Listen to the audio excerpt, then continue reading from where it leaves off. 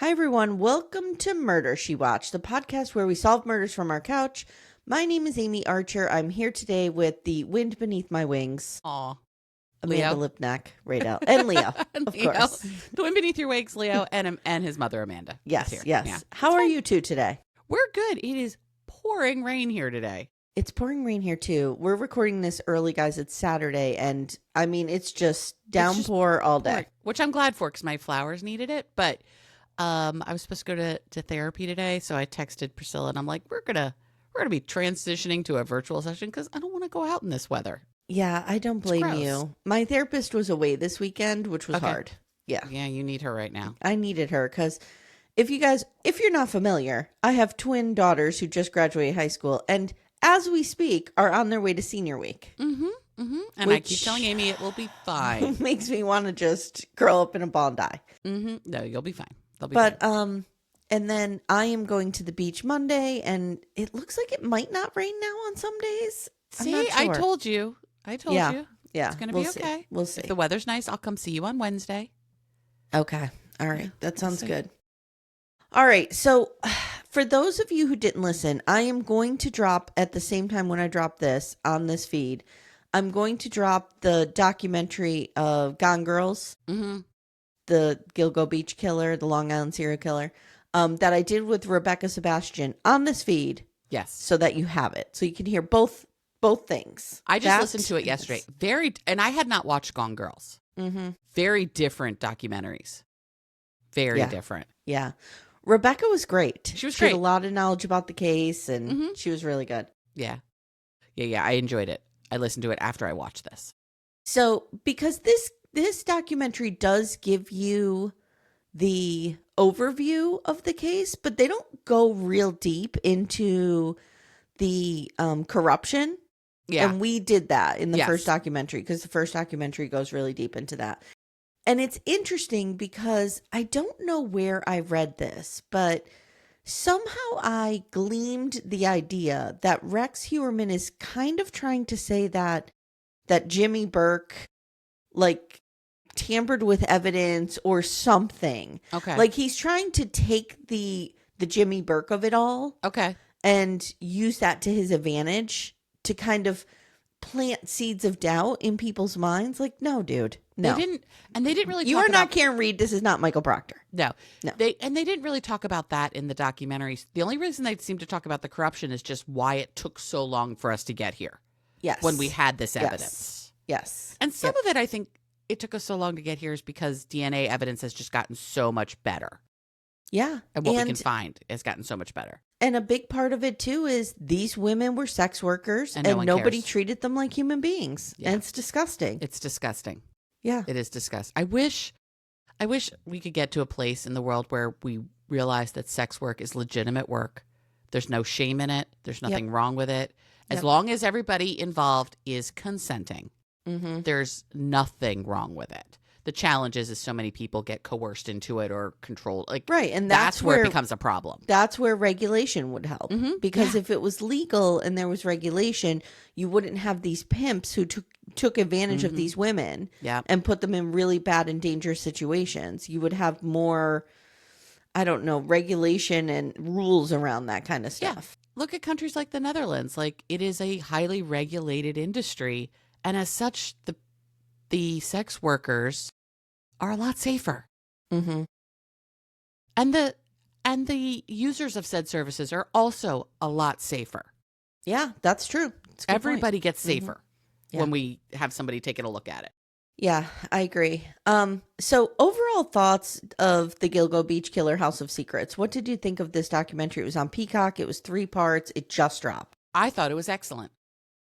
I thought it was good too. I felt like the 3rd episode dragged a bit, but overall I was like, how are you going to give us more information on something that just had such a thorough documentary out there and a book? Right. But this was all new information for me. This and Asa all this was new Ellerup for me. Yeah. We're going to spend a lot of time talking about Asa because I thought the 3rd episode was powerful in watching her journey through this whole process.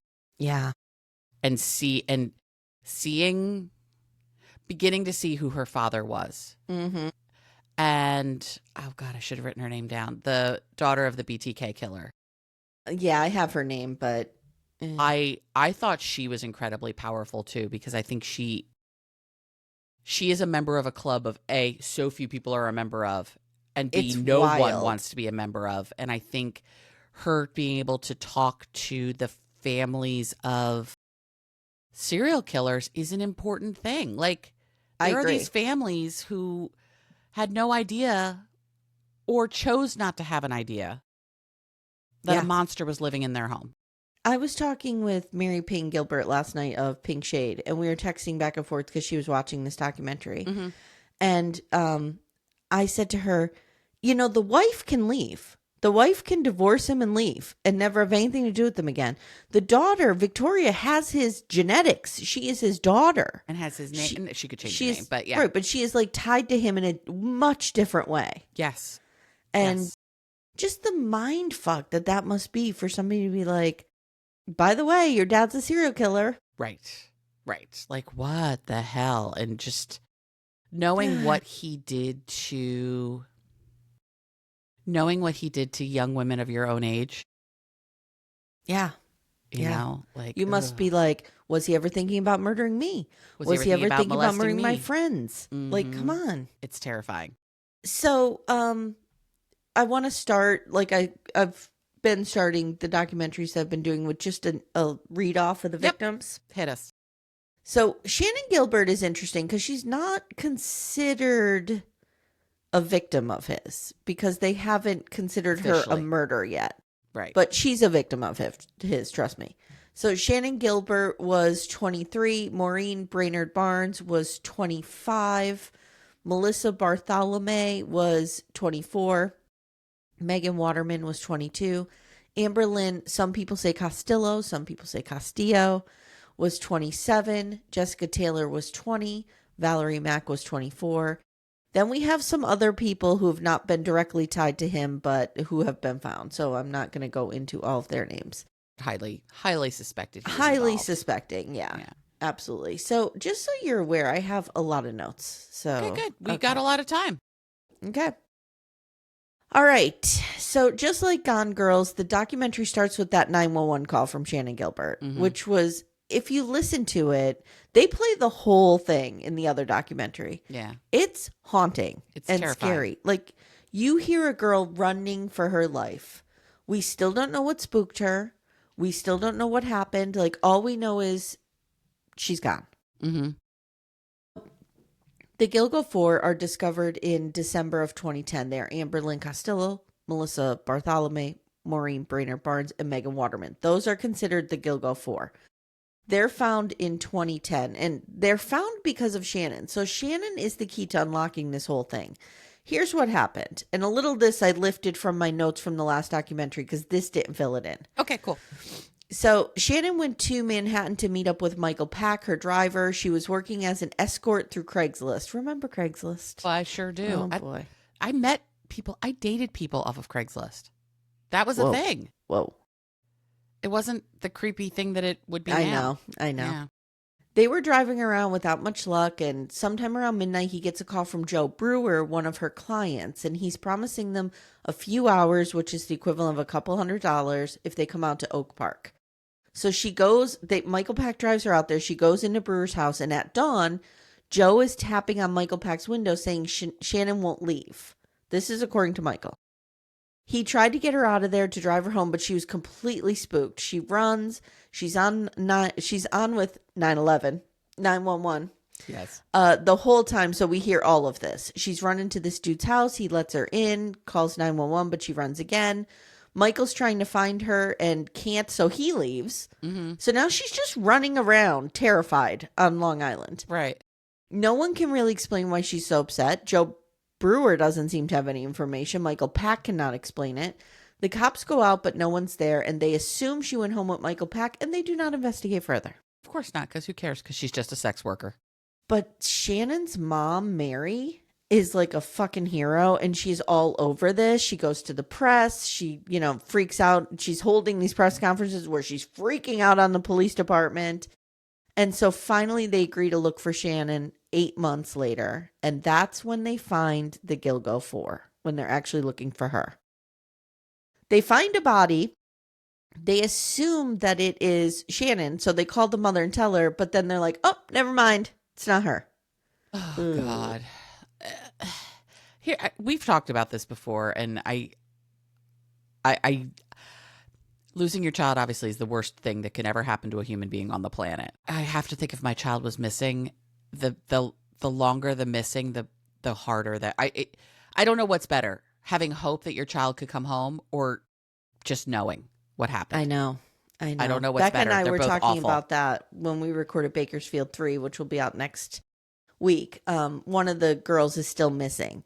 Mm-hmm. And we're like, the mother's kind of praying every time they find a body that's her. Yeah, and that's so complicated. Yeah, because you don't want your child to be dead, but you want to Right. know what happened. Yeah, it's awful. So at the start of the investigation, the FBI is involved under Geraldine Hart. Of course, it took a woman to get this moving. How many of we should start keeping track of how many of these murder crime documentaries we do, that it's always a woman who finally like breaks this the fuck open. Yeah, good point. We should have a little board. Tick. Yep, tick tick. Another murder solved by a woman. So, all right, they have a lot of clues in the beginning, and they seem to really be making some progress on the case, but then it goes cold and the FBI is kicked out. Mm-hmm. Essentially because of Tom Spoda and Jim Burke. So who are they? So I'll just give a very brief thing about them. Basically, what you need to know about these two men, the DA is Tom Spoda, his henchman is Jim Burke. So Jim Burke was critical in helping Tom Spoda put away a teenager many years ago. Mm-hmm. And it looks like the favor is being repaid in promotions. Then Jim Burke's car is randomly broken into by a poor kid named Christopher Loeb. And he finds all sorts of shit you shouldn't be riding around your police cruiser with. Right. Like porn, some BDSM stuff, all of which is not illegal or anything like that. But like, it was weird that it was in your police bag, in your police cruiser.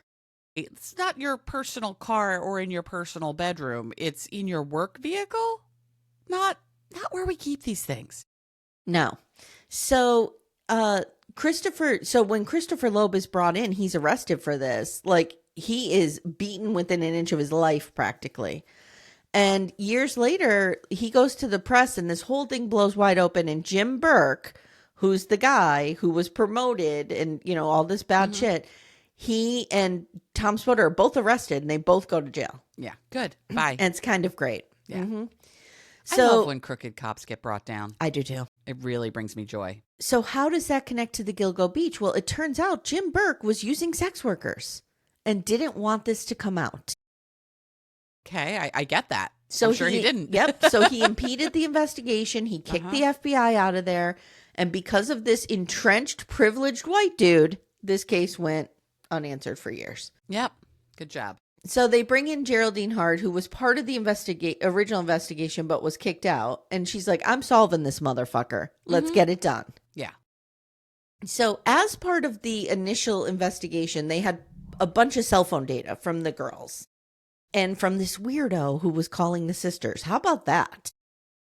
I mean, it's okay. It's bad enough to be a serial killer and do to these women what this guy did, because it's real fucking dark. He's a monster. But then to call and torture the siblings? Oh my God. What the fuck is wrong with people? I know. They were also able to ping some of the girls' phones, and this cell phone data essentially results in 2 boxes, one in Massapequa Park and one in Midtown Manhattan. They also know the dude drove a first-generation Chevy Avalanche, which Rebecca and I talked about. That was a very distinct car. I need to Google what it looks like. Because when they first came out, they were weird looking. And you're like, what is it? It's kind of like an El Camino. It's like, is it a truck? Is it not? Is it an SUV? Like, it was just weird looking. Oh, yeah. Now I remember those. Yep. Yeah, they were very distinct looking. Yeah. It's half truck, half SUV, half else. truck. Yeah. And it was like unusual. Like if you saw one, especially in like a green, I think you would remember. It's like an Aztec. So they were yes. I love the Aztec. So they were told this by Amber Castillo's friends who saw this guy, Dave Shaler, I think his name is. And they gave the cops everything, Amanda, that they needed in like 2010 to solve this. I know. Here's what he drives. Here's what he looks like. Yep. You know, all they had to do was find out who on Long Island has a first generation Chevy Avalanche in green and is over 6'5". Right. And it's like a wall of a human. Because he was like a wall of a human. And eventually that is how they find him. Yeah. Yeah. When they find him, they're using no more evidence than they had in like 2011. Right. It's wild. The car and his size. Yep. And the cell phone pings. Yeah. So they solved the case basically because of this. So in March of 2022, 13 years after the Gilgo Four are found, they have their suspect, Rex Hewerman. They had DNA from 2010 and now they're able to run it. We meet Dr. Errol. I love this guy. He's the sheriff of Suffolk County. And he says the problem is this dude's not maybe in our system. So we have to get discarded DNA. I would love this job, like trying to find somebody's discarded DNA. I just love the fact that it was just a pizza. Just a pizza he threw, and they watched him for 10 months. Well, I didn't know that they also posed as DPW workers and got in his trash. Yes. And got bottles. So they were able to compare quite a few different, but it was when they saw him throw the pizza box away. Him. Yep. First of all, why are you throwing away crust? Murder She Watched pro tip. Don't throw away crust. Eat the entire pizza. What are you doing? The crust is the best part. The crust is the absolute best part. Sometimes if you're home, you take a little bit of sea salt and sprinkle it on your plate and then drag the crust across it and eat it. Oh, I've never done that. Oh, I have to do that. Fantastic. I've never understood, but I have always enjoyed those people who are like, I don't like the crust. I'm like, great, give me all your crust. Give it to me. Yeah. I will take all crust. Sense. Yes. Okay. So now they match up the phone data. So they know this is their guy. Like there's no disputing it. The community is stunned, but his immediate neighbors are like, oh yeah. That fucking weirdo. That house. Whew. Can we talk about this house? Can we talk about this house? So this is another thing. This documentary is based on the house, right? Yes. But the first documentary had so much more information about the house. Okay. Yeah. Like that he grew up there. Yeah. That he never changed it. That and it went into like his abusive childhood. And yeah. They mentioned that it was his childhood home. He had never changed a thing about it. They didn't talk about the abuse he went through. But yeah. I mean, to be fair, he's a serial killer. Yeah. Something good probably didn't happen in his life. Right. There's a lot of steps that get you from, birth to serial killer, and they're usually not very good. The path between normal architect and serial killer. Something happens along that path. Plus, he's an architect. Fix your fucking house, dude. I know. Or There's a saying. At least maintain it. Like, you guys know my husband's a carpenter, and there is a saying in the industry, like, a carpenter's house is never done. Sure. Rex wasn't even trying. No. Nothing was even attempted here. I've been to your house, and I know Timmy's always working on something. He's always doing something. Perfectly put together and looks nice. He's a rare carpenter who actually finished his house. Yeah. But a lot of times it's not. Good God. This house was a dump. So this is 105 First Avenue, Massapequa Park, which I'm like, I may need to go see this house. I want to see how But much I think they're tearing it down. They have to tear it down. Yeah. No one would want it. Okay, 105 First Avenue? Yeah, Massapequa Park. I looked it up. You start typing in 105 First A, and that's the first thing that comes up. I just want to see how much the house is worth. Oh, it's still worth like $700,000. I looked at it. Okay, let's see. Yeah. Here, Zillow. Fucking New York real estate, man. Yeah, 730. This house, oh, God. Yeah. Even the picture is the jankiest picture. They think 7 people were murdered there, and they're like, it's still worth $700,000. Still 7.5. It's fine. I mean, if the people weren't murdered there, it might be 9. But we're doing a murder discount. Drops the market value a little bit. A little bit. Oh, boy. Okay. So the police are all over this house, and they find 200 guns in a vault in the basement. Yeah. That's a lot. That's a lot of guns, guys. I mean, we're not gun people here. He had gun fever. Definitely. That's a lot of guns. Yeah. I feel like I'm going to say that is an unnecessary number of guns. It's an unnecessary amount of guns. Yeah. 100%. Yeah. So how many murders were committed in this house, Amanda? The police think 7. 7. At least. At least. His wife of 27 years, Asa and Rex, refuses to speak until now. And speak she does.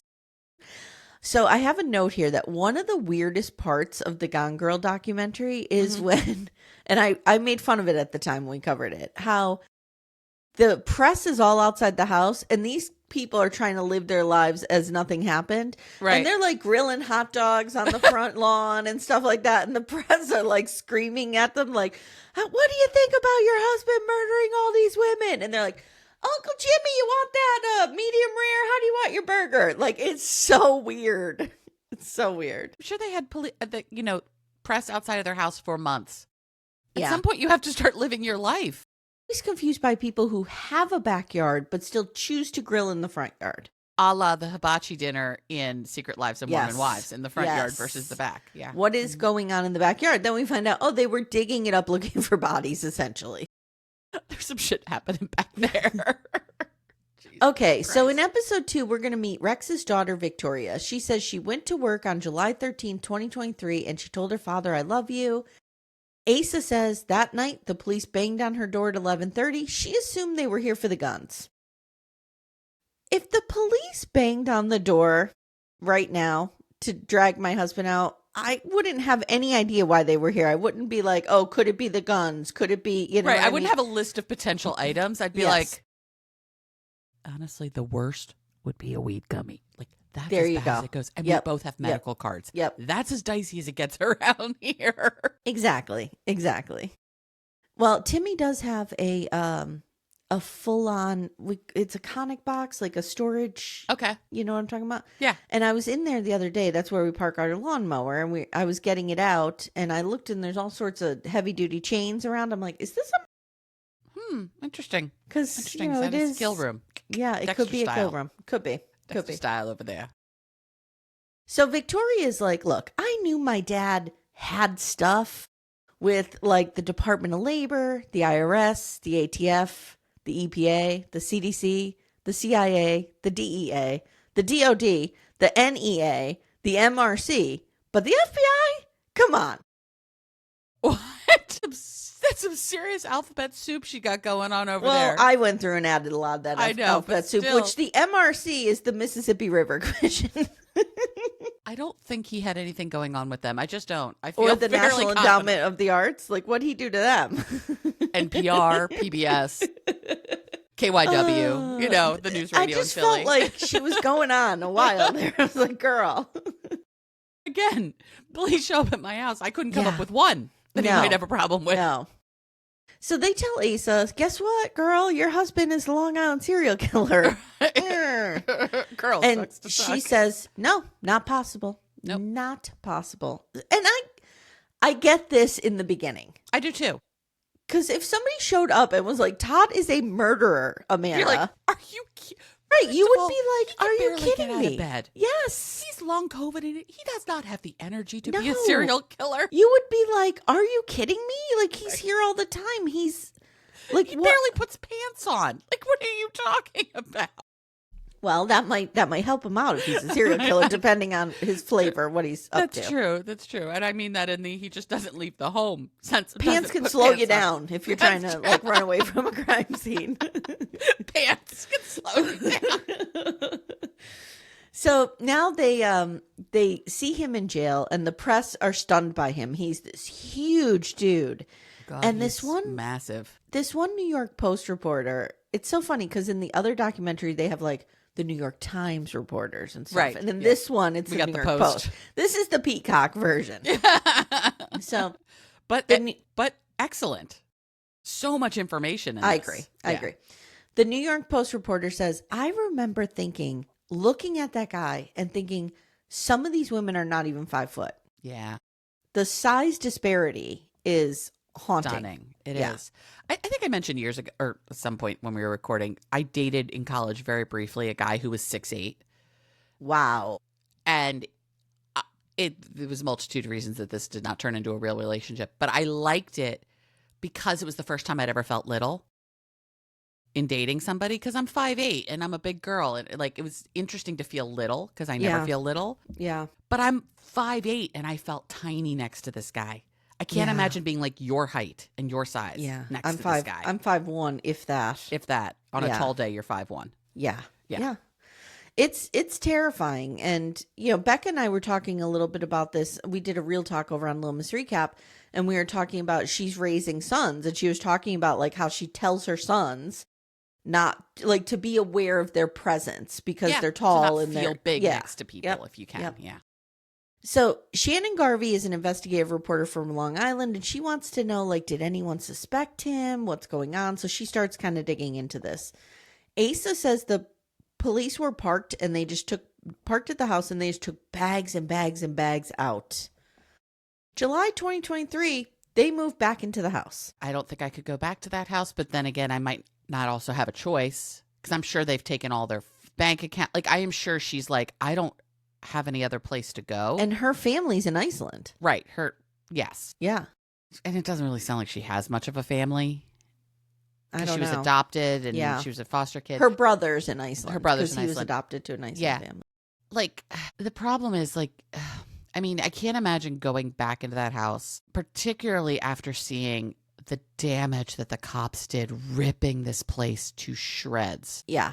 Now, I also think this was a hoarder's paradise before the police showed up. Me too. But the damage that the police did, and then they just peace out. Like, bye. Yeah, we need to be better about this. I understand they need to get in there and they really need to dig, but once they also do, need to kind of put it back together. They do. I agree. Yeah. Yeah.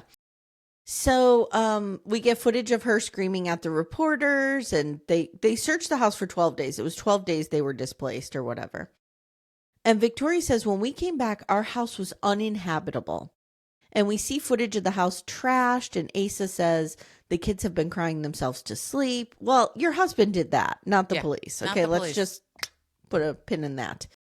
She says, we needed to come home. The kids have a lot of sentimental stuff in the house, and I still feel like Rex is here. Okay. That's not in the plus column for me. Me either. Yeah. Me either. Now we meet Michael Brown. Mm-hmm. He is defense attorney for Rex. Wow, what a job that must be, my friend. He's got to be a public defender, right? Probably. I mean, I can't imagine they have the money. Who takes this job willingly? Public defenders. Do. Poor a lot bastards. Of people do. Not just public defenders. I mean, there are people, and a lot of public defenders live by this way of thinking. I know Charlie did, is like, everybody is entitled to a good and strong defense. And it is vital in our system that everybody have a good and strong defense. I agree with that. Because here's the thing. I believe with zero shadow of a doubt that Rex Heuermann did all this. I believe he's a monster. I believe he should be locked up for the rest of his life. If the police fucked this up, like it becomes a real question. Like, what do you do? Because if they fucked it up and we convict him, then they could do that to us. There's a reason we have such strict protocol and shit when you're doing investigations. Yes. So no, Rex Heuermann's lawyer, Michael J. Brown, is a private criminal defense attorney, not public defender. Okay. All right. Oh, what's Maybe this? Rex Heuermann had a shit ton of money because he lived like that. That's true. And had a real job. Michael Brown runs his own private practice and has experience as a former Suffolk County prosecutor. Okay. He could also be, even though he's in private practice, like Charlie does this now, public defender's offices will hire people out or hire external attorneys because there's conflict issues and things like that. They need more than the pool of just the people who work in the office. So it could be something like that too. That makes sense. Yeah. That makes sense. Okay. So Christopher Sheridan is Rex's stepson, and he's showing us around the house, and Amanda, he's giving us a tour of the garage, and he's like, here's my dad's bandsaw, and here's my dad's table saw. And I'm like, not like what you would think if you saw Timmy's bandsaw and table saw. No. This has a new meaning. It does. It has a new flavor. I feel like we're not just cutting wood. No. At one point, though, Christopher is sobbing in Ace's arms, and it's really moving. It's heartbreaking. It is. So did they find stuff in the house? Yeah, they did. Huh? They found a lot of digital stuff in the house. So they took like 400 pieces of evidence that relate to digital evidence. And I'm like, how many burner phones does this guy have? Because we know he had a shit ton of burner phones and stuff. Yeah. I think he also had a bunch of hard drives. He had a bunch of external drives, zip drives, all sorts of shit. So they found a lot of torture porn, rape porn, Ugh. kitty stuff. Like The Google searches alone It's bad. were awful. It's horrific. This guy's a monster. Yeah. So now he fucking calls her. Were you dying when we heard his voice? Yes. I was like... And it had zero affect. It was very weird. Yeah, it was weird. They talk to each other like they are roommates. I think they also talk to each other like two people who know they're on a recorded line. And we're just not going to say a whole lot. That's true. Because all these lines are... We've listened to enough Lalu. We know how these things work. They're recording this all the time. So all they're doing is saying, how are the kids? Are you coming this weekend? Yep, see you then. Now I want to talk about Asa's teeth. And I don't normally talk about teeth. You know don't. this. I do not. And I'm not going to comment on the shape or position of the teeth. Okay. What I'm going to talk about is everyone has access to a toothbrush. Yes. Okay? And she clearly has not seen one in a very long time. Not brushing your teeth is a choice. So I feel like it's safe to say this woman has not brushed her teeth in a very long time. No. Or something's going on there. Something's going on. Yeah. Like you can have no money in the world and you can still pick up a $2 tube of toothpaste and just kind of get a little done there. Yeah. So I don't know what's going on in this house because the house is just a mess. They're a mess. I don't know what's happening. So there's not much said in the phone call, really. He's like, I'm just calling to check in on you. But this is where we get the close up of the teeth. Right. And she says, well, Rex can only call for a few minutes at a time. So we don't really talk about things that would hurt him. Mm-hmm. And the producer's like, what would hurt him? And she says, well, telling him I love him, that would hurt him. Amanda? I get what she's saying. What I think she's saying is saying we miss him, saying we love him, saying all of these things, and he can't be here with us because of this. Okay, could be that hurtful. makes sense. Yeah. I feel I want to be very clear because I know I just trashed her not teeth brushing. I feel very bad for this woman at first. I'm like, oh my God, how do you this woman is reconcile this? Very broken woman. Yeah. And I want to talk a lot about her because I have a lot of theories about her. So Michael Brown out there doing the most, saying poor Rex is crying and he's sad and he's an architect who deals with hurricane codes. He's not murdering people. Oh, no. And Asa saying we've been together for 27 years.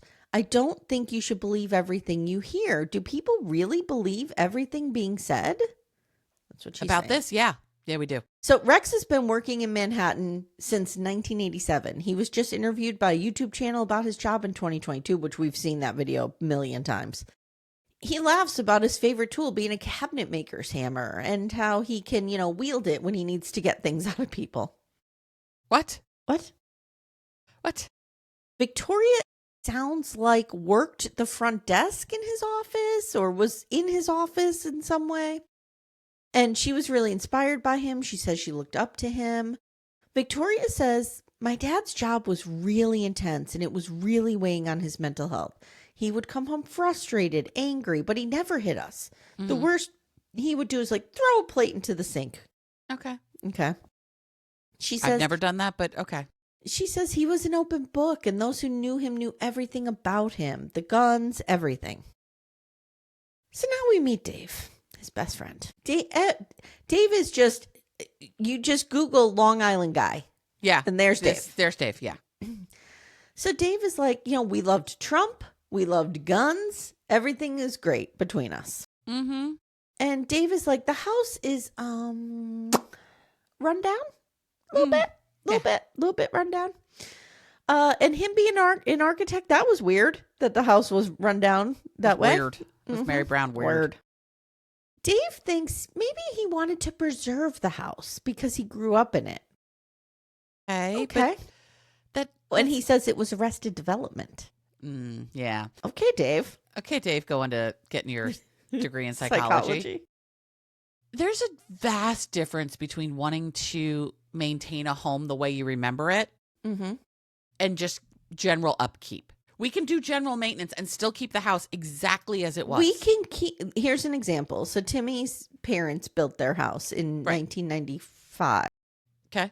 And the house that they moved out of, like his childhood home, his dad and his grandfather hand built those cabinets while Timmy's mother was in the hospital having Timmy. Okay. So when that house got remodeled a bunch of times, it was imperative to keep those cabinets. Yes. And because they meant something. And clean them up and all doesn't that. mean Timmy was born in 1977. The same floor wasn't in there when they sold their house in 1995 that was in there in 1997 or 1977. Right. Sure. Things change. You can change flooring. You could change paint colors. You could change finish. But like there are certain parts you might want to keep. Fine. Sure. You can not have your garage door just be, plywood. But if you're maintaining it like my Gram did, my Gram's apartment the day she moved in looked the same way the day she died. Same carpet, same everything that she brought from her old apartment. She brought her carpeting. Wow. Not a throw rug. Carpeting. She brought it. What? Yeah. Yeah. God. Yeah. So, like, that's a problem. Are we going to find out Graham was a serial killer at some point? Maybe. Maybe she and Bozak had a whole thing going, and everyone just thought it was an innocuous psychic and a client. Yes. And in reality, they had a whole racket going.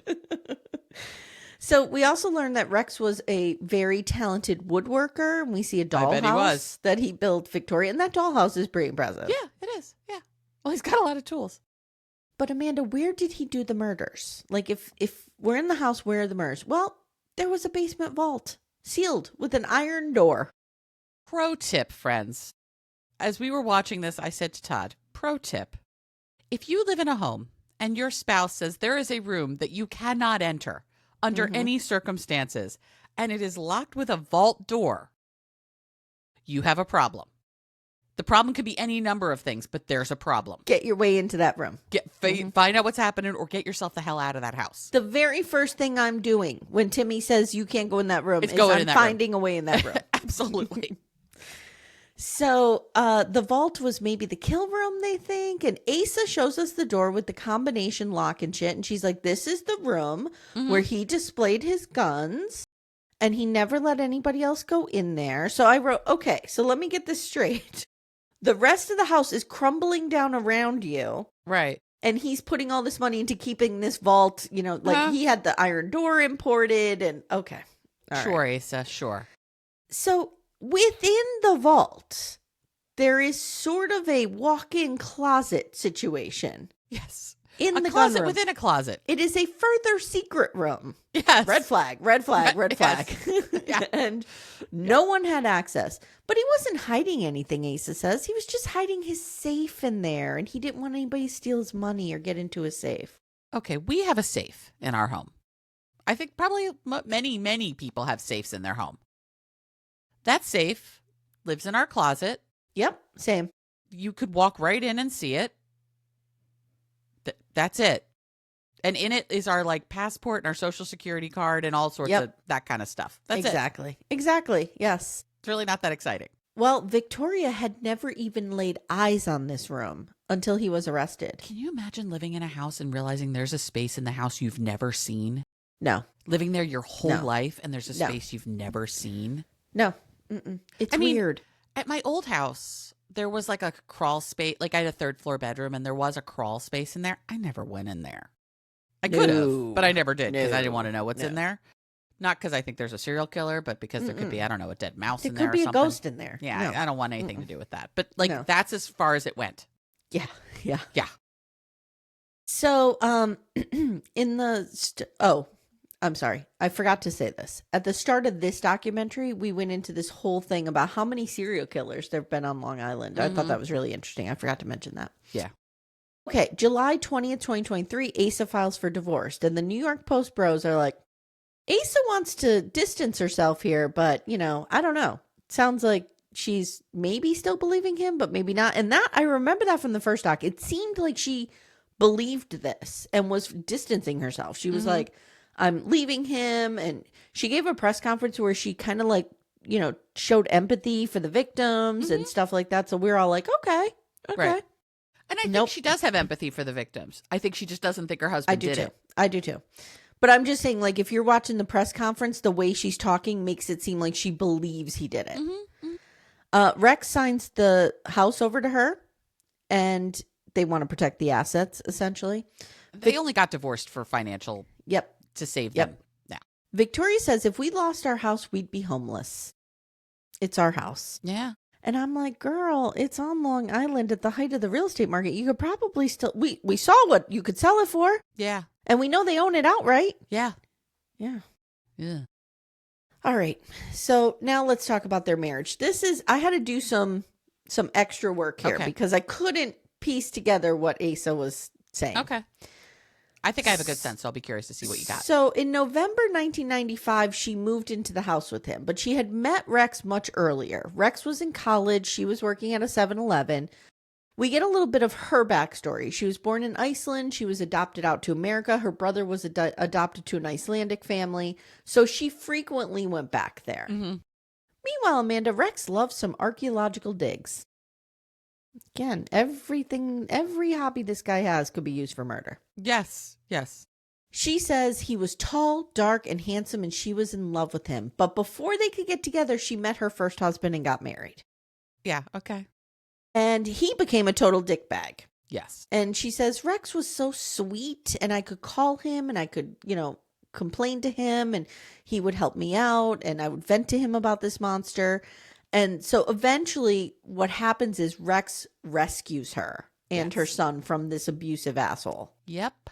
And so she moves in with him. She gets pregnant. They get married. So she has this savior thing around him. Yeah. Can we talk about her for a minute? So in so many of the interviews, she just kept saying, he's a family man. He's a family man. Family men don't do this. He's a family man. Yep. I think she was primed to be sucked in by this guy because she didn't have a family growing up. She probably has a lot of feelings about being part of the foster system, being adopted, all of that. Everybody I know who's involved in adoption in any way, shape, or form has complex feelings about it. Yeah. It's fine. Yep. Who knows what her childhood was like? She was in this horrible marriage with this abusive asshole. So she meets this nice guy who rescues her and is a family man. He comes home for dinner every night. He's a good dad. He reads the kids to bed. He does all of the things she wanted. Yes, he's like a big protective teddy bear to her. He feels very safe to her. He feels like she feels like he has finally rescued her forever. So how could this guy who has rescued her and rescued her children be this monster? 100%. I agree with you. It is so interesting to me to just watch her be like, no, my husband didn't do this. My family man husband didn't do this. Well, and the fact that she says, when I hear him say it to me, I will believe it. Like, she still believes that he has the integrity to say it if it were true. Right. Like, she thinks if this were true, he would tell her. Right. She would be a fascinating study of a person. I agree. I also, too, wonder, like, how much of this is cultural? You know what I mean? Like, is there, I don't know, are there qualities of a lifestyle in Iceland? Because we know she didn't grow up in Iceland. Right. But she has family there. She visits there frequently. Like, is there, I don't know, every culture has different norms around marriage and dating and stuff like that. Like, is it kind of, you don't ask questions, you don't, right. I don't know. I don't know either. If we have Icelandic listeners, please let us know. I could see all of a sudden being like, no, my husband didn't do this, my husband didn't do this. And then you start telling me every single one of these murders just happened to happen when I took the kids to Iceland. Every single one. Yeah. Ugh. And his DNA is all over it, and our DNA is on this. But you're right. It's a protective fact. Her denial is a protective factor for herself. Yeah. She can't accept it. It's fascinating. So now we hear from John Ray. So John Ray is a goddamn hero. So John Ray was in the first documentary. He was the lawyer of Mary Gilbert. So Mary Gilbert was killed. Mary Gilbert is Shannon Gilbert's mother.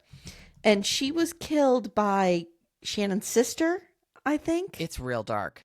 It's dark. And there's mental illness involved, and it's not good. Yeah, she was killed by her 27-year-old daughter who had some kind of mental health episode and killed her. But John Ray continues, even though Mary is gone and nobody's paying him, he continues to fight to get Shannon Gilbert, to get her classified as murdered so that she can be part of this and she can get justice. And he is a hero, this guy. I loved him in the first documentary. Yeah, he's amazing. Don't love him here when he's screaming that Asa and the kids should be arrested. I'm like, dude, they didn't do anything wrong. Come on, this is not their fault. I definitely don't think they did anything wrong. I understand the initial thought of, did Asa have anything to do with it? Did she know anything? Anything? I don't think she knew anything. Either either by choice or not. I don't think she knew anything. I don't either. And that's what I'm saying. Like, it could be an age thing. It could be a cultural thing. I don't know. Where I think she's just from that old school where it's like, you don't question. Mm-hmm. You know what I mean? Like, you just... And he's a family man. Rex is the provider, and he's the family man, and he just does what he has to do. Yep. And I do what I have to do. And I don't question him. Yeah. Yep. I just described my grandparents' marriage. Okay. Hence why you had to have 2 funerals. Yes, exactly. So Bob Macedonio, I think his name is Macedonio. He is he's on Rex's legal team, but he's actually Asa's lawyer. So I'm wrong. He's not on Rex's legal team. He is Asa's lawyer. He's sitting with Asa after the arraignment, and she's like, I do not know my husband to be a murderer. I also don't believe that he only did this while I was away. Like, he's kind of not that smart. That's basically what she's saying. Okay, so were these murders committed while Asa and the kids were away? Now, the documentary goes through several of these. I just have like 1 or 2. So, Melissa Bartholomew, July 2009. Asa was in Iceland, July 10th, 2009. She went to Iceland for 5 weeks. She asked Rex if it was okay. He said yes. She said he did not come because he works in Manhattan building skyscrapers, and it's a busy time this summer. And to be fair, most people can't take 5 weeks off. No. And just fuck off to Iceland for 5 weeks. No.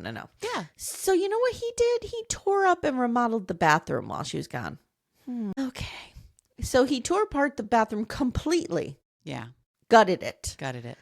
And she has receipts from it. And I'm like, can't we do something with these receipts? I don't know. It just felt like there has to be some evidence here, but I don't know what it would be. I mean, I feel like he really did remodel the bathroom.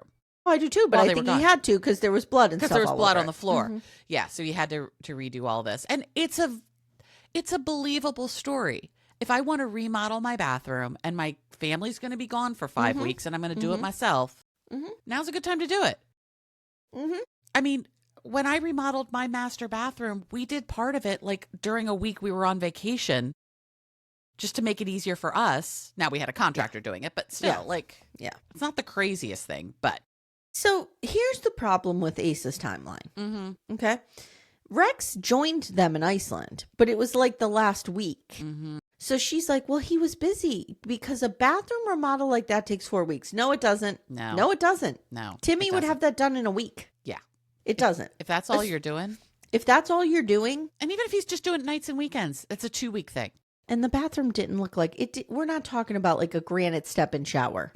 No. Okay. It was like. We're not doing a whole wall of subway tile here. We're throwing in a new tub. Yeah. New toilet, whatever. Yeah. So she says, so the timeline doesn't work. And this is where I had the thought with the receipts, because I was like, well, you can look at the Home Depot receipts and stuff and see when he bought the supplies. Yeah.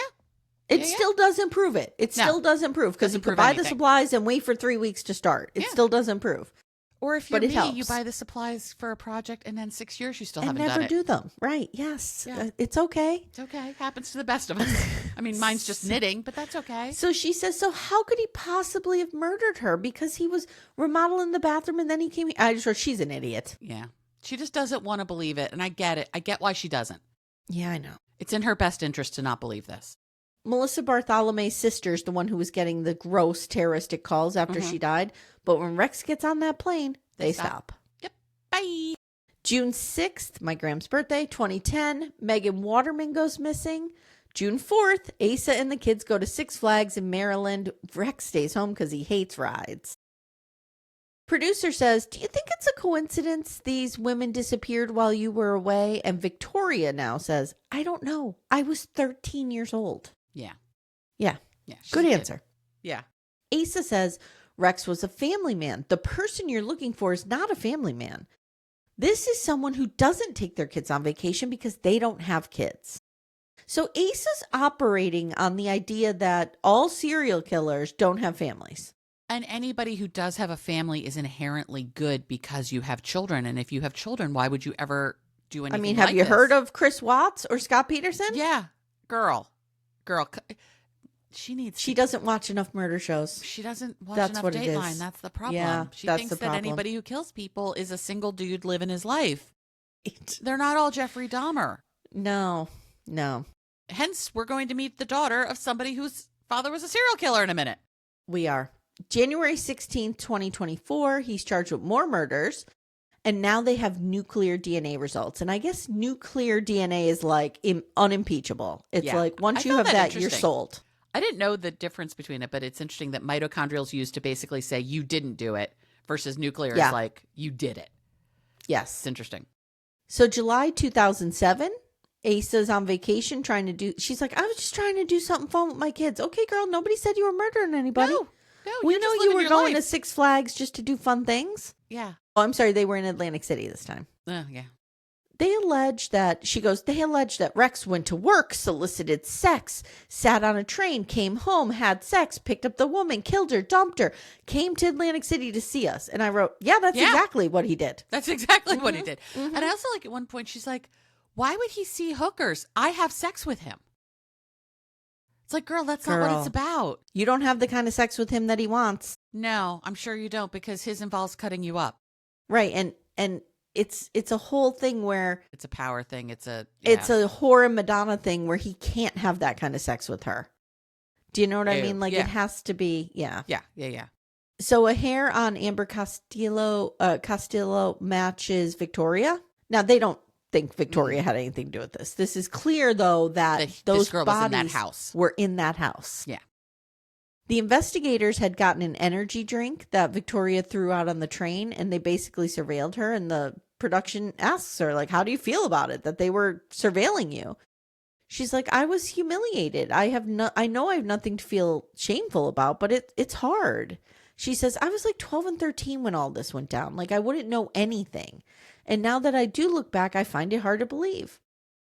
The production says, so you're on the fence? And she says, yeah, but I was also not home a lot, including a lot of vacations where he didn't join us. So he was around, but you could see her processing this in real time. Yeah, and it's heartbreaking. It's heartbreaking. It's really heartbreaking. Episode 3 kind of focuses on what will it take, Asa, for you to understand this?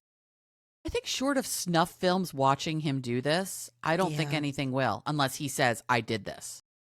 So the piece of evidence that really, like, the DNA was important. That's the most important probably. But that gave cops a motive here was the planning document. Yes. So the planning document was found 10 months after the arrest. And it's a document that he tried to erase, but they were able to find it. And it's called HK 2002-04. They believe that the HK is hunt and kill. It's a blueprint, basically, for what he needs to be doing. Tips for how to do it better. Stretch goals, if you will, Amanda. Like, my immediate goals are not to get caught. My stretch goals are to move into other states, maybe, and start doing this.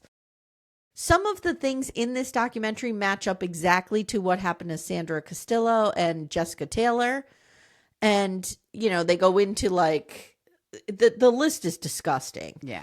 Like, make sure the tires are okay in your car so that you don't get a flat tire. Like, all these things. Mutilate the tattoos on people. Yeah, it's like real practical stuff. Like, make sure you clean up, make sure you hang the plastic, make sure you do all this. But then it's also like, oh, make sure you cut their hands and head off, because then you lose their dental records and their blueprint. It's fucked up. So the fact that they were able to tie him to Jessica Taylor and Sandra Castillo means that he was killing before he got married to Asa. Yes. Which is interesting. Yeah. And that goes back to what you were saying. Like, she may have been the perfect mark for him in some ways. Because I have no doubt that he was like, this is a good cover for me too. Yeah. I live a normal, very boring life. Yeah. Like, most serial killers aren't out there living a super flashy life. They are trying to hide in plain sight.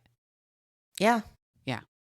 So they also find his date book, and it fits the pattern. Asa and the kids went to Vermont. Jessica Taylor goes missing, etc., etc., etc. Robert Macedonio, the lawyer, he looks at Asa sometimes like, you see what's right in front of your face, right? Girl. Like, girl. They do a tour of the murder basement, and they have taken out all the ceiling tiles and stuff, and there are like push pins in the ceiling, which were clearly used to put up plastic. Which is brilliant. I would think tape, but it makes perfect sense not to use tape. Yep. Yeah. And they find hard points, which is where you can hang a body. And it's not good. And Victoria's kind of like, ugh. Did you ever watch the TV show How to Build a Sex Room? No. It was really good. I think you would really enjoy it. I think Timmy would actually really enjoy it because it's this woman, Melanie Rose, and she comes in and this like family has this plan of what they want in this room, and she and her carpenter build it, and like she scandalizes the carpenter over and over again with like dildos and sex toys and all this shit. But it's almost in every room we're like, we need 4 hard points, and he's like, okay, like I don't want to know what we're doing with these hard points, but we need them. And to be fair, this is not about serial killers. This is just people wanting to do little BDSM situations. I'll have to watch that. That really fun. Mm-hmm. It's totally fun.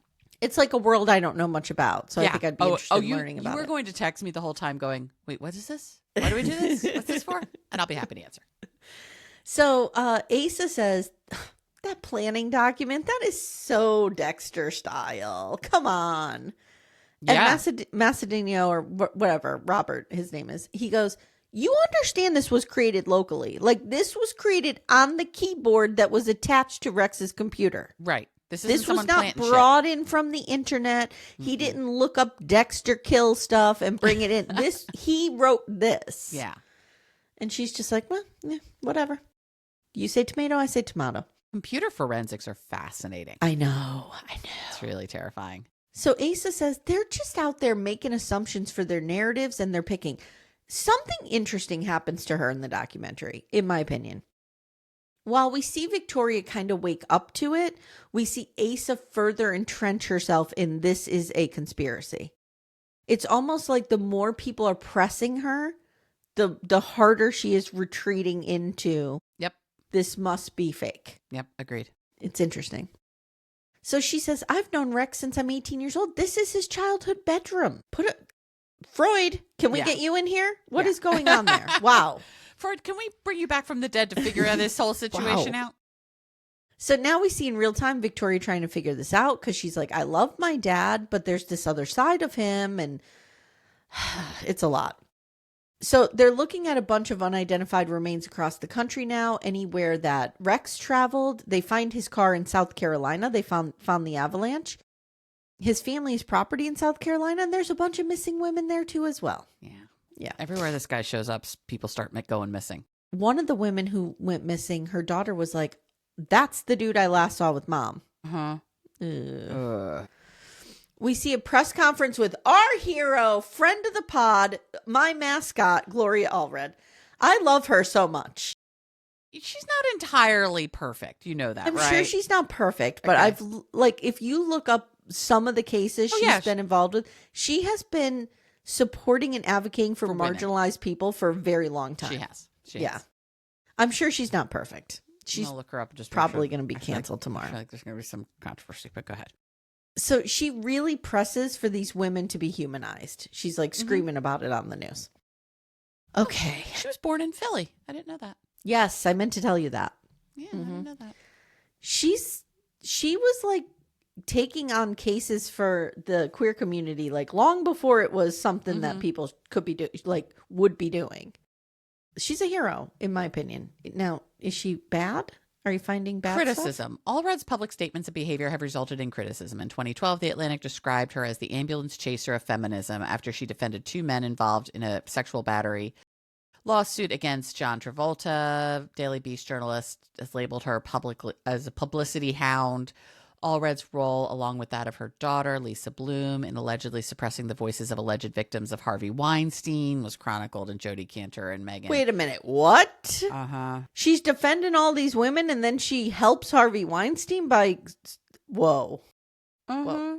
2025, the Wall Street Journal reported that several former clients alleged that Allred had used high-pressure tactics to coerce them into accepting settlements with broad non-disclosure agreements. Some of these NDAs barred the clients from discussing what happened to them, even with their therapists or spouses. They claim they were pressured All into right, settling. never mind. Not friend of the pod anymore. No. Okay. Friend of All this right. case, though. Complicated historical figure, Lori Allred. I knew there was something with her that we were not like 100%. We thinking she's can't great. have anything nice. We can't have nice things. God. We can't. All right. So, Amanda, BTK killer. Do you know a lot about that case? Because I know almost nothing about it. I know a bit. BTK is Dennis Rader, and he's called BTK because he would bind, torture, and kill. Mm-hmm. He is, I have his Wikipedia page up, so I know all the things. Conviction of at least 10 counts of first-degree murder. He's serving 10 consecutive life sentences with the possibility of parole in 175 years. There are 10 confirmed, more suspected. He was operating from 74 to 91, and he was in Kansas. And they caught him recently, right? Yes, he was. When was he arrested? Okay, I don't need. Not that I don't care about the cases. Or am I thinking of the one that Peyton Oswald's wife, the Golden State? That was relatively recently. 2005 is when he was charged with first-degree murder. So I remember when this happened. I remember when this, when he got arrested and it became the thing. I had never heard of him before that. Well, I think we know what we need to do. Couch detectives, let us know if there's a good doc on BTK. We need to cover this. Yeah, be an interesting one. So, he writes a letter calling Rex Heuermann his clone. He's like, we're both arrested at age 59. We both have 2 kids. DNA and electronics were his downfall, much like mine. Mm-hmm. We meet Carrie Rawson. She is his daughter. Hero of the documentary, in my opinion. What a wonderful representative of a club no one wants to be a member of. Yep. She talks about how she knows how difficult this is. And so she goes to visit Victoria. Mm-hmm. She meets Asa, though, and she's kind of like, what's going on there? Yeah. But she is so kind to Victoria. Uh-huh. We see a conversation between them, and she's like trying to validate Victoria's like complicated feelings around this. And Victoria, you could tell she's not quite there yet. But like, I think that Carrie's going to be a very good resource for her going forward. I hope they stay friends for a long time. I do too. Because your mom's not going to help you out here. No, not yet. Victoria needs someone rooted in reality. Yeah. Carrie says Asa and the kids are victims as well. And Shannon McGarvey, the investigative reporter, she's like, let's fucking calm down here with this. They're victims, but like they're a very different type of victim of this than the victims who were mutilated and murdered. Absolutely. But they are still victims. So we get this fight in the gun community a lot. Like when we were working on our book, which I'm going to plug right now because it is Gun Violence Month. Yes. It is If I Don't Make It, I Love You. The the aftermath of school life. Help me. What is my book called, Amanda? I don't know. I could tell you. Wait, I have it right behind me. Hold on. Okay. Okay, here it is. If I Don't Make It, I Love You. Survivors in the Aftermath of School Shootings. Jesus, sorry. So if you buy that book, it's full of firsthand narratives from like 75 school shooting survivors or their families or whatever. When we got to, so in the beginning of each chapter, we have a list of the victims of each shooting, right? Yeah. When we got to Sandy Hook, there was a lot of issues because some victim lists include his mother. Right. Who he shot. Yeah. Before he went to school. But the more that came out about their complicated relationship and her role in procuring the guns for him and all of this, a lot of the community did not want her name on that list. But like, technically she is his victim. Right. So like, there's nuance around this kind of stuff. Yeah. It's not always in many cut and communities. It's not always cut and dry. So I think in the end we left it off, but yeah, we did. So the way that we framed it was these are the people who died at Sandy Hook School. The school. Yeah. Yeah. That makes sense. Mm-hmm. By the way, if you Google Amy Archer, there are 5 pictures that show up. 2 of them are us. Oh, one is you and Timmy, and then just 2 of you. Look at us. I know. Okay. All right. So Carrie says, my father used control. He used manipulation. He is the pathological liar. He's the best liar I know. Like she just, is really hammering in on this. Best friend Dave went to see Rex in prison. And he was like, hey, Rex, dude, this is looking real bad. And he's like, I just kind of got this vibe that he did it. So now you've lost the Trump vote. Right. There you go. It's gone. So Bob Macedonio says, Asa was really unstable and it took us a very long time just to stabilize her. Yeah. So a lot of people are talking kind of about her mental health, and I don't think it's good. I don't think it's very strong. He says, but she saw no sign of this and she will not believe it until she sees definitive proof. So the producer says to her, over 17 years, there are 7 hairs across 6 bodies that all matched your family. And you think that's a coincidence? Mm-hmm. And she's like, that's circumstantial. Mm-hmm. Mm-hmm. Mm-hmm. And that's it. That's kind of where the doc ends. We learn that she is trying to sell the house. Mm-hmm. I think she sold it. Let me look this up. Did Asa... Well, we can see when it was last sold. Sell her house. Yeah. She's at the end of the documentary, we see she's preparing to sell it, but I think it has sold. Check us out on Zillow. We have the taxes. She was such a pretty woman when she was young. She really was. It is not saying when it was last sold on Zillow. So let's see. Let's go to Redfin. Hold on here. We're going to find this out. Okay. Because this is important, Well, the people want to know. I understand. That's why I'm getting there. Mm-hmm. Come on. And I could have sworn that I read that she had some kind of health crisis going on. But I'm not 100% sure. Climate risk. I don't think we have to worry about Which that. I hope not. Oh, interesting. I don't think it's sold. Neither of them say sold. Yeah, public facts. Let's see. Nope. Financial. Nope. All we have is the sale history. Last time it was sold, it was 98. Wow. For 195. Mm-hmm. So that would be when he bought it off his mother, probably. Yeah, here's interesting. So in 2021, the taxes were $13,600.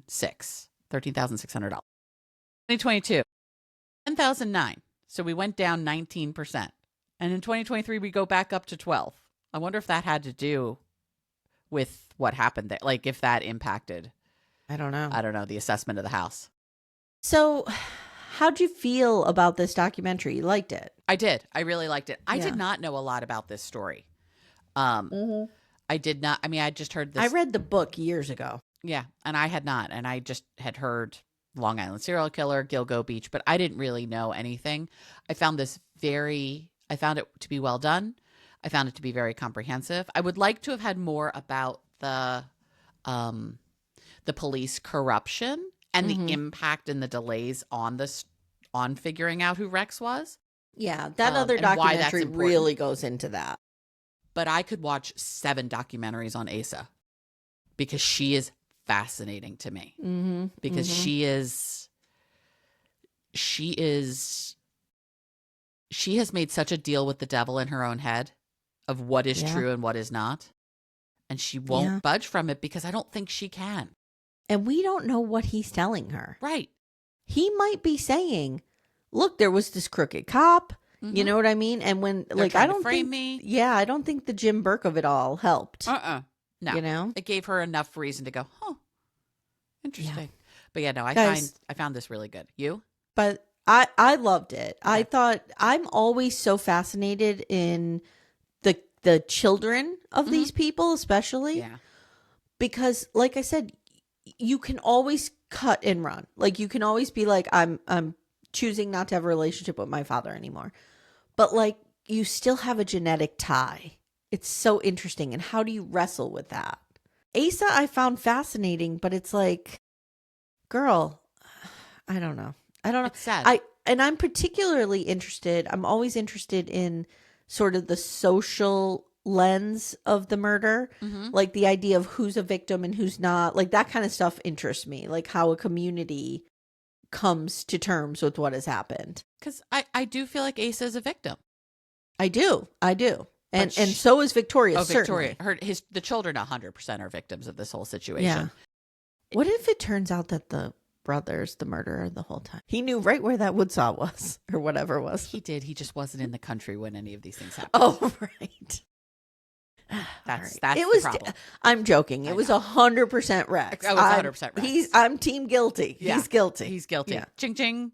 We That solved this trial, murder. Guilty. That trial is going to be so fascinating. It is. Because here's another thing. So one of the things that Rex's lawyer is saying is they've done these searches on this house. They haven't found any DNA in the house. Mm-hmm. I think they have, but they're not telling them until trial, Possibly. right? They can do that. Yeah. They would have to give it to them beforehand in discovery, but it doesn't have to be known to the public. Like, what is going to come out in this trial? And here's Real what an stuff. asshole Rex Hewerman is. He is trying to get seven different trials. Yep.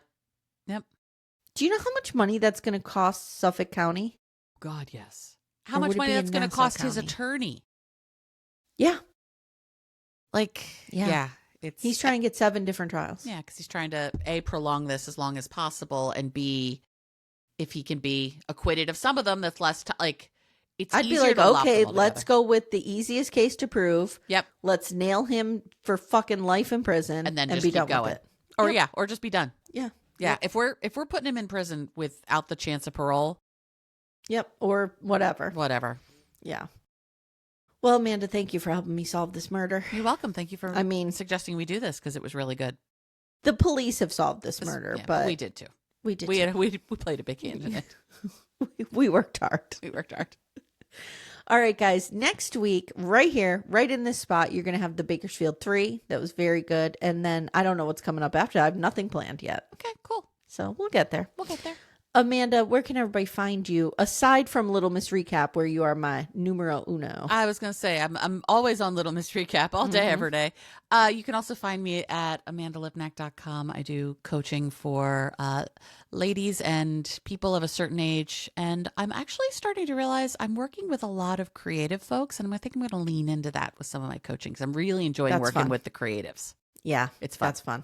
Because I don't think of myself as a creative person. You work with a creative every day. I do, and I You're somehow wrangle me you over here every day. Mm-hmm. Somehow wrangle this one. Oh. Guys, if you like reality TV, like Amanda said, you can find us on Little Miss Recap. We're having a ton of fun over there. We sure are. Talking about sister wives and all that nonsense. And if you like cults, we do cult documentaries over there. Yeah, so. we got some cults coming up. Yeah. All right. Thank you so much. If you'd like to support the show, please consider joining Patreon for $5 a month. You can get ad-free episodes. Nice. And help support us. Yes. All right. Thank you so much, and we'll see you next time. Take care, everyone. Bye.